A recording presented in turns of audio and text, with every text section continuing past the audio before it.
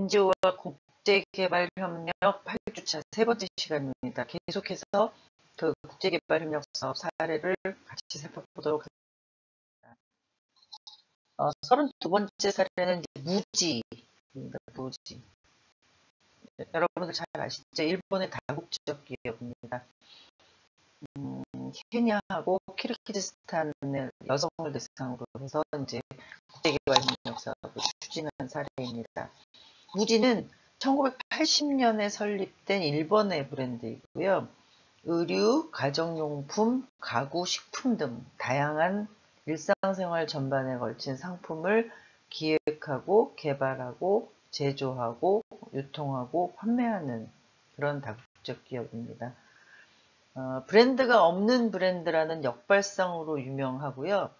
세계 여러 지역에서 원료나 제품을 수입하고 또 여러 지역에서 판매를 하는 그런 다국적 기업입니다.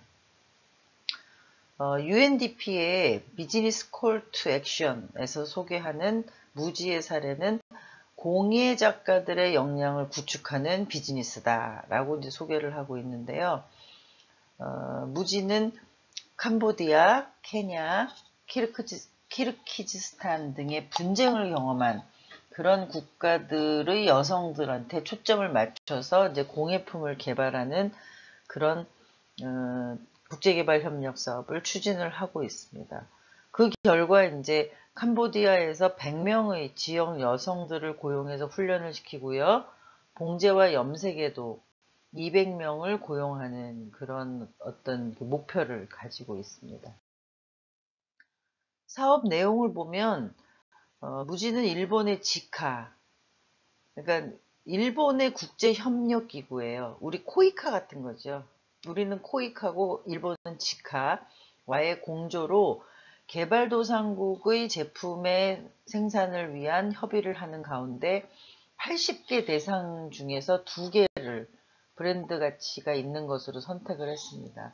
그래서 그 두 제품에 대한 집중적인 질적 통제 과정으로 이제 생산지의 제조 역량이나 수출을 위한 품질 검사 등을 이제 실시를 했고요.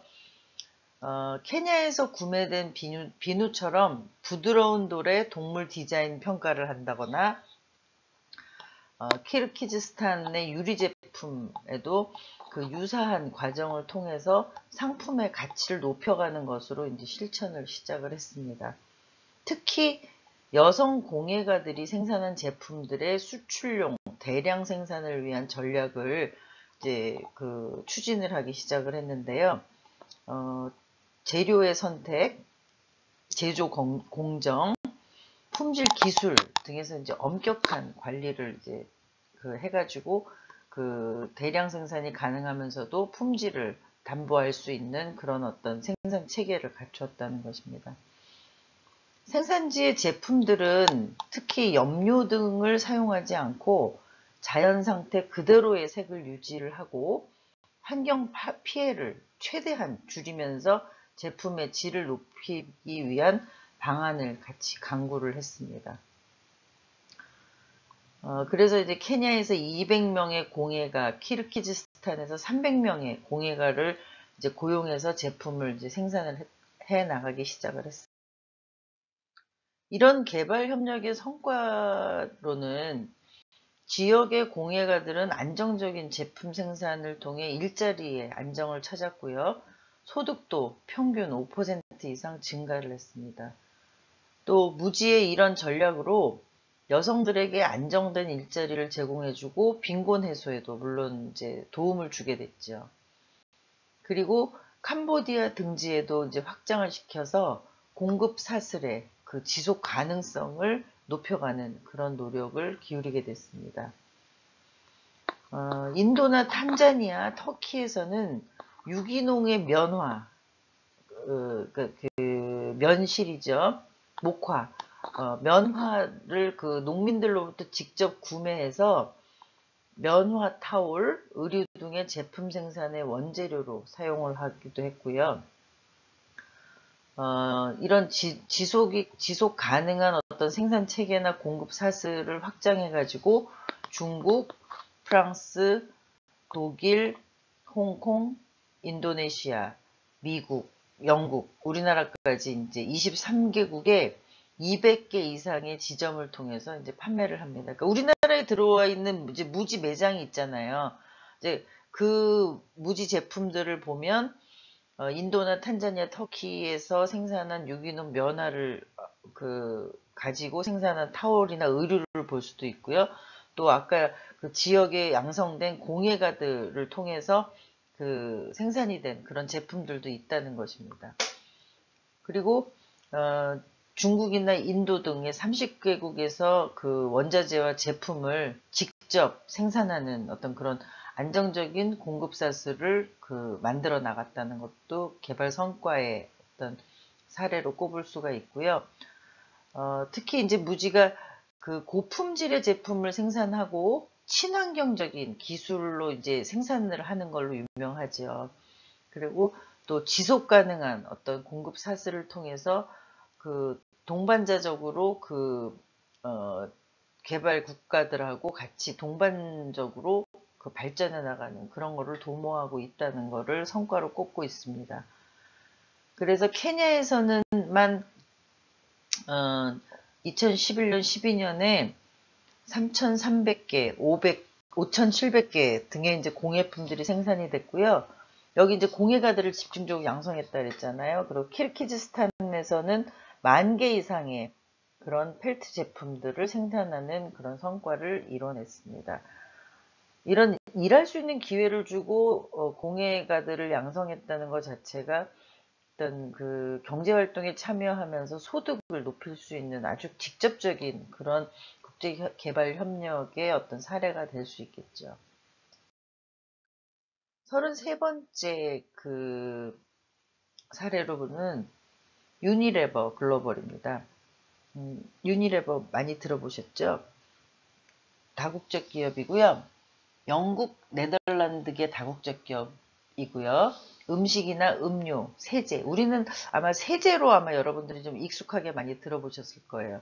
그러니까 세제를 비롯한 생활 가정 용품 관련 제품을 판매하는 거대 유통기업입니다. 1930년에 비누를 제조하는 영국의 레버 브라더스와 마가린을 생산하는 네덜란드의 마가린 유니가 합병해서 설립한 유니레버라는 이제 다국적 기업입니다. 유니레버는 10억 이상의 인구가 보건과 웰빙의 개선을 이제 하도록 돕고 또 제품의 친환경적인 그런 여기선 발자국이라고 표현했는데 어쨌든 친환경적인 그런 업적을 남기겠다라는 식으로 해서 환경 오염에 오염 예방, 오염 방지 이런 거 이제 이바지하겠다라는 목표를 갖고 있습니다.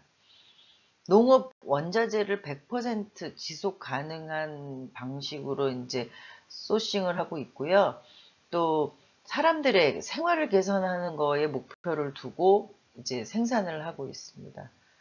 특히 유니레버의 지역사회에는 이제 지역사회에서는 부와 일자리를 동시에 창출을 하고 있고요. 또 유니레버에서 일하는 임직원이나 정부, 투자자 또 많은 사람들이 경제적인 혜택을 같이 누리고 있다는 것을 목표로 하고 있습니다. 주로 이제 국제개발협력 사업을 추진하기 위해서는 개발도상국이 이제 활동 무대이고 주 고객층은 저소득층 소비자 또 비즈니스적인 기회는 또 이런 소비자들의 욕구를 충족시켜주면서 동시에 이들의 삶의 질을 개선에 노력하는 것을 동시에 추진하는 것을 이제 이 국제개발협력 사업의 목표로 삼고 있습니다. 사업 내용을 보면 유니레버는 먼저 소농민들에 대한 지원으로 이들의 농사법을 개선하고요.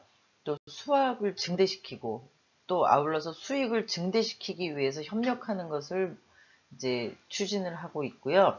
두 번째는 소규모의 유통업자들을 지원하는 것으로서 소농민들과 소상인들의 생산품을 구매해 가지고 그들이 이제 적극적으로 수익을 낼 수 있도록, 수입을 가질 수 있도록 하고 또 수입을 늘려갈 수 있도록 기여하는 것에 목표를 두고 있습니다.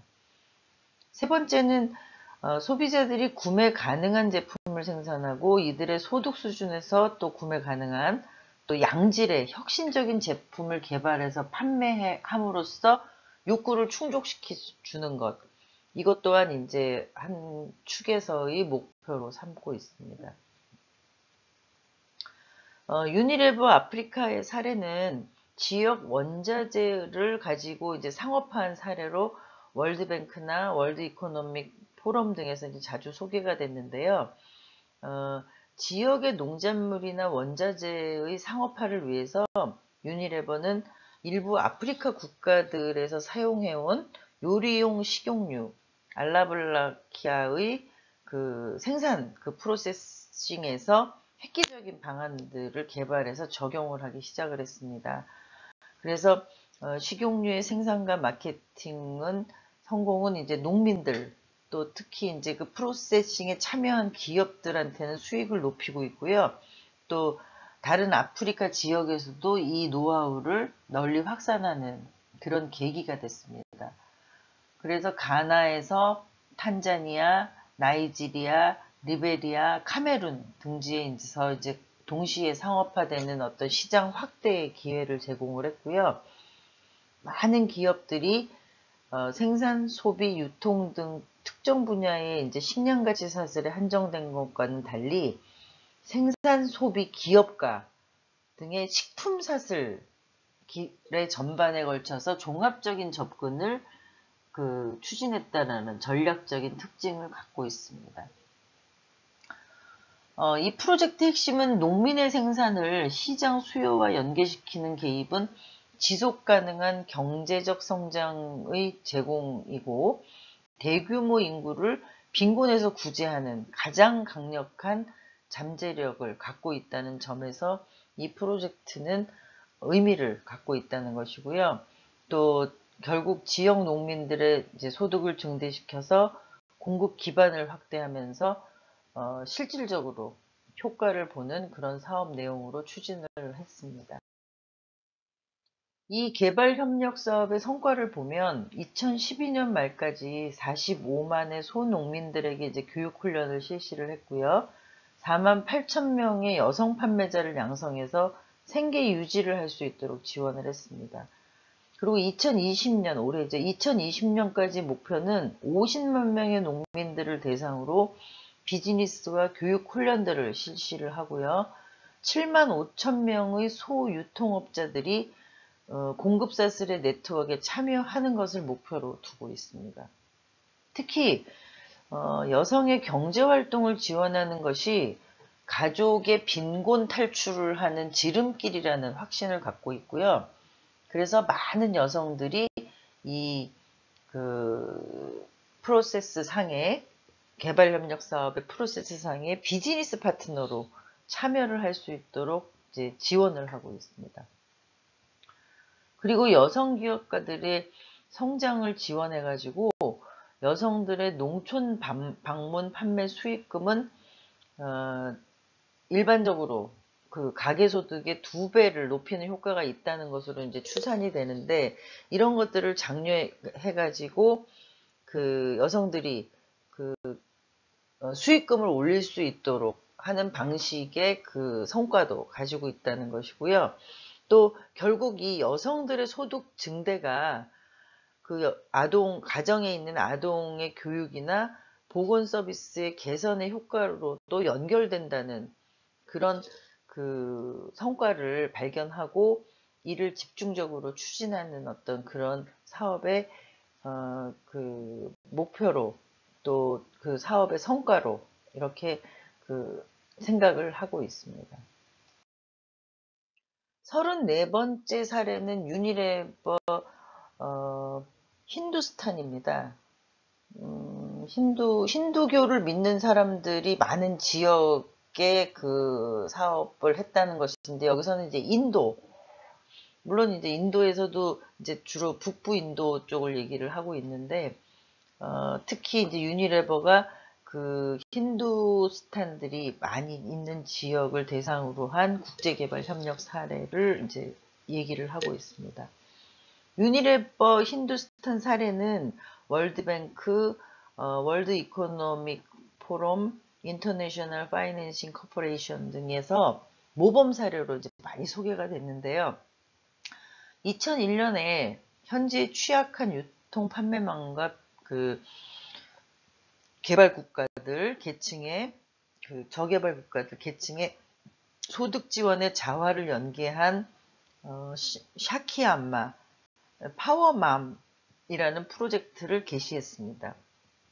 그 인도의 그 저개발 그 계층 여성에게 가정 방문 판매 영업 일자리를 제공했고요. 이들의 소득 창출을 지원해서 여성 지위 향상에도 기여하는 프로젝트를 이제 수행을 한 것입니다. 특히 이제 여기서 보면 여성이 이제 파워맘이 될 수 있도록 만들었다라는, 추구하겠다라는 목표가 이제 명확하게 명시가 되어 있죠, 제목에서. 인도 15개 주의 10만여 마을에서 4만 8천 명이 넘는 여성 판매원이 330만 가게에 이제 생필품을 판매하는 그런 방판 업무를 이제 시작을 하게 됐고요. 매월 13에서 20달러의 수입을 갖게 했다고 합니다. 그런데 인도의 그 평균 일일 임금이 1.56달러니까 10배 이상의 수입을 얻을 수 있도록 그 판매 활동을 지원을 했고요. 또 동시에 이제 유니레버도 수익을 낸 것이죠. 그래서 서로 공유하는 가치 창출의 프로젝트로 추진을 하고자 한다라는 목표를 갖고 있습니다.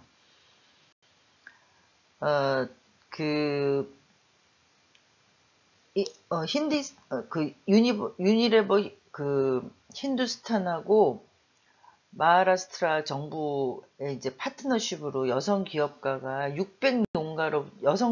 이제 600농가로부터 토마토 공급을 또 계약을 해가지고요.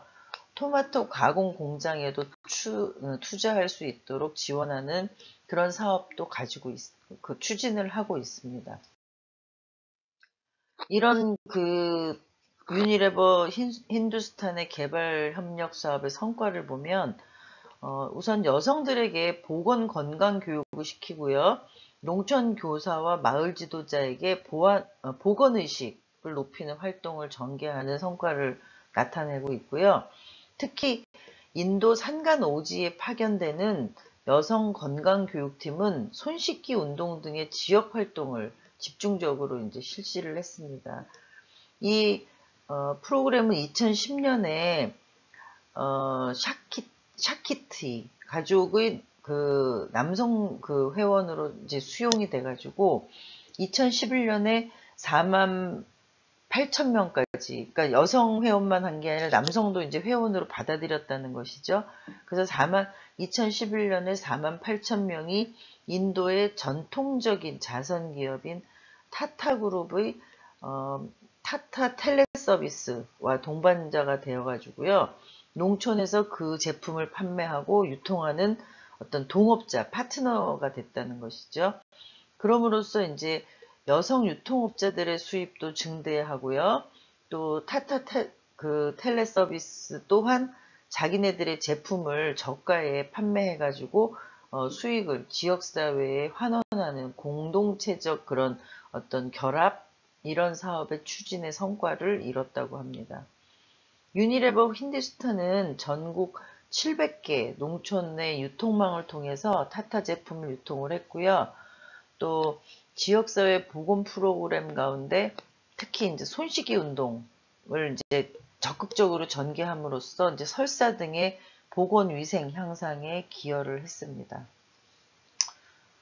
우리도 요번에 이제 손씻기 운동 많이들 보시고 또 교육적인 효과나 실제적인 효과에 대해서 이제 여러분들도 많이 느끼시고 계실 거예요. 그러니까 저개발 국가의 어떤 비위생적인 활동에서 우리가 위생교육, 보건위생교육의 첫걸음은 손씻기 운동부터 이제 시작을 한다는 걸 알 수 있습니다.